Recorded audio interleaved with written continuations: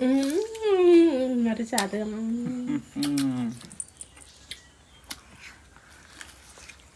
लुबै जालायसिगोन मानसिफ्रा दे बोजा मा लांगोन आरो मोनसे दोङो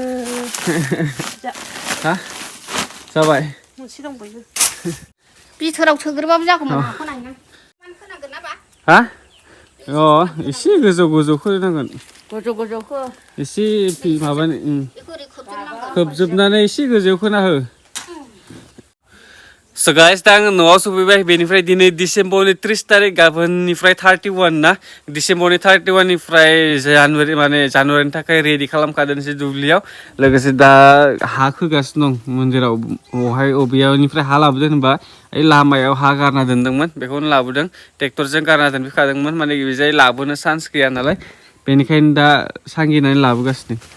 बेनिफ्राय साननैसो जाबायना उदालगुरियाव साननैसो थाहैदों होनबाथाय एसे सप्तासेयानो जाहैबाय दे बेयाव थाहैनाया ओमफ्राय बेरायबाय माबाय खिन्थु भिडिअफोरावसो बारा भिडिअ बानायदों आङो मोननैल' भिडिअ बानायदों स' गाइस दा जोङो बेखौ साफा खालामजोबदोंसै ना पुरा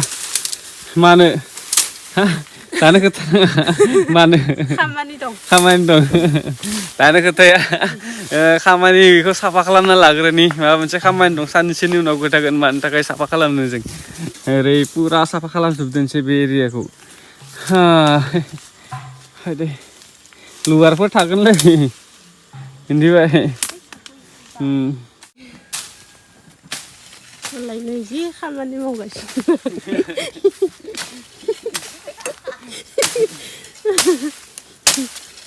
साफा खालामजोबनांगोन दै दिनै जेसां दं खामानिखौ मावजोबना लाखादोंसै गाबोननिफ्राय आरो टाइम मोनलाना दे बोलां नै मालायनि आखायाव गारनाङा ओइ जागारहै दाबो बुहुद दंबयो हाफ पारसेन्टआनो जायाखैना ओमफ्राय जुदि बेखौ जोङो हाखांबाथाय मा खालामगोन जों हाखांनायनि उनाव हा माबा मोनसे चेलेन्ज खालामनि ना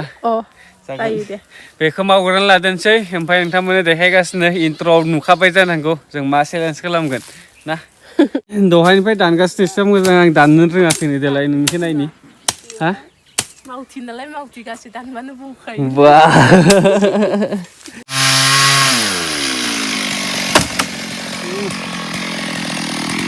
मोनसे खामानि जोबलायबाय आरो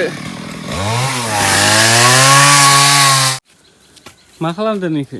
हा अमानि आदार ओमफ्राय नै दा जों बेखौ थिंख्लि होननानै बुङो दे ना ओमफ्राय नोंसोर मा होननानै बुङो थिनथिलि अ थिनथिलि होनोना नोङो बे थिनथिलि होनो ओमफ्राय आङो थिंख्लि होनो ओमफ्राय सोरबा दुस्राया आरो थिंख्लां होननानै बुंलायो माने बयनाबो आलदा नालाय जेखि जादोला जों दा बेखौ हेनैनि र' आं गाखोनानै बिराद माने जोबोर गोबाव जाबाय आं बिफां सायाव गाखोयैया ओमफ्राय आरो दा मोदोमाबो बिराद उजन जाबायना 70 बारलांलायबाय आङो दाखालिबावै 60नि माबायाव दंमोन 70नि गाहायाव दंमोन दा 70 बारलांलायबाय ओरैबायदि गेले जादों हा माबे नों गाखोलांनो हागोन गाखोनो हाया बायदि मोनदों नामा हा गाखोलांनो हागोन दा आं बेयाव गाखोलांदोंसै नों नायबाय था हागोन ना हाया आंबो बिराद माबा जाबाय मोदोम बिराद गिलिर जाबायना उपाय गैया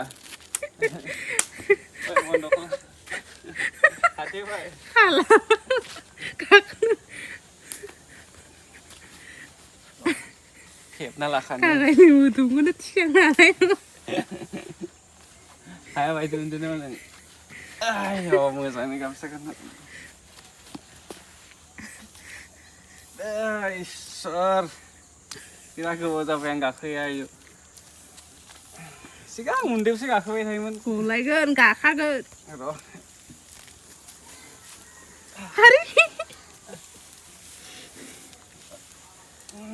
गाखानांगौलाय बादि गोरलै नङा बा सिगां ओरैनो हायोमोनलै गाखोनो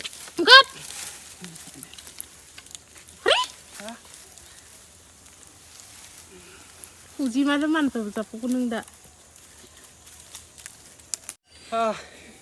नै मोनबायबो नुवा मानसिखौ नुवानो जागोन न' मोनबाय नायलाय नों मोनबायथार' देखायलाय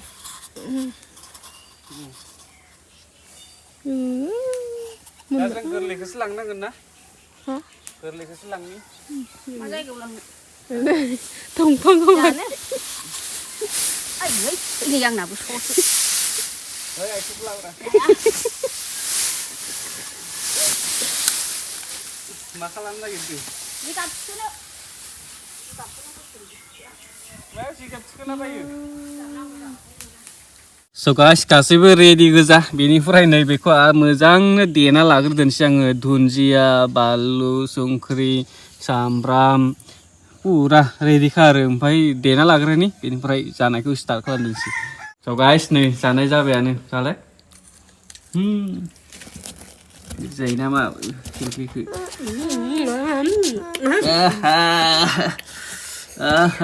र' बोरैबा मोनलायदो गोखै जालायगोन बिना होमबा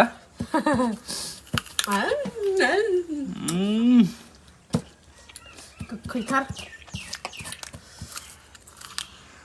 फैसासो जानांगौमोन सानदुं गाबा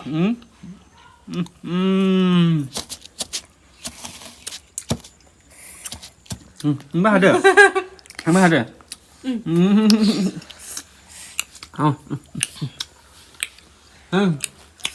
बेसेबांबा गोबावजों दिनैसो जादों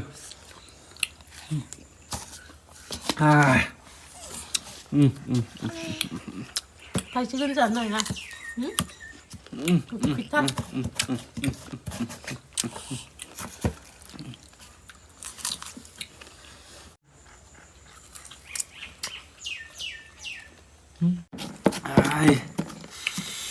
हाथायखौ जोब्बाय खिन्थु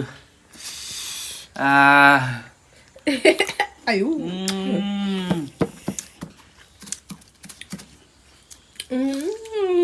मारै जादों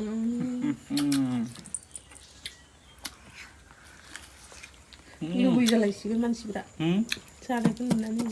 सानबा गोबावदोसो जादोंना दिनैसो हाथायखौ बेसेबांबा गोगोम जाखाबाय जानायानो जानाय गोबावजों दिनै जानो हाया नामा मानसियालाय रिमजिमाबो जादो नै दे आबोनलाय दे आबोन संख्रिसो जाबाय बेखौ आबोन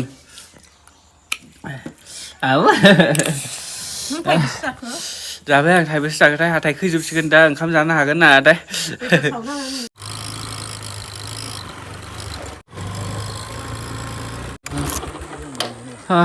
गामियाव फैलायदों बेनिफ्राय जाखिनि खामानि मावनांगौ न'आव मावजोबना फैबायना दा आजादि बेरायबाय थारो गामियाव नै बेयाव दसे ओरैनो लुदु टाइम पास गेलेना थानि गामियावथ' रावबो सेंग्राफोर मोनखालानो गाव लागाव हाब्बाय गौसो स' गाइस दा सान मोनाबायबो आं भिडिअखौ एडिट खालामदोंसै बेनिफ्राय आजादिनो दा 7:30 आं हेगारदोंसै मोनानि दिनै 30 डिसेम्बर नोंथांमोना दैलि आंनि भिडिअ मोनबाथाय 7:30 आंनि भिडिअ फैखायो आं ओरैनो जाहाथा भिडिअ हेगारा आंनि मोनसे टाइम दं दाखालिबावै 8:00 खिन्थु दा 7:30 आङो भिडिअ हगारग्रा माने आंनि टाइम बेयो दैलि आङो हेगारबाबो 7:30 आं हगारो स' थेंक इउ स' माच नोंथांमोना बे भिडिअखौ जोबजासिम नायनो थाखाय आरो नोंथांमोना सोरबाफोर दासिमहालागै साबस्क्राइब खालामाखैबा थाबैनो साबस्क्राइब खालामना लाबानो जाबाय दे आंनि बे चेनेलखौ थाबैनो 100K मोनहैनांगौ आरो 17,000 नांथारसिगौ साबस्क्राइबारा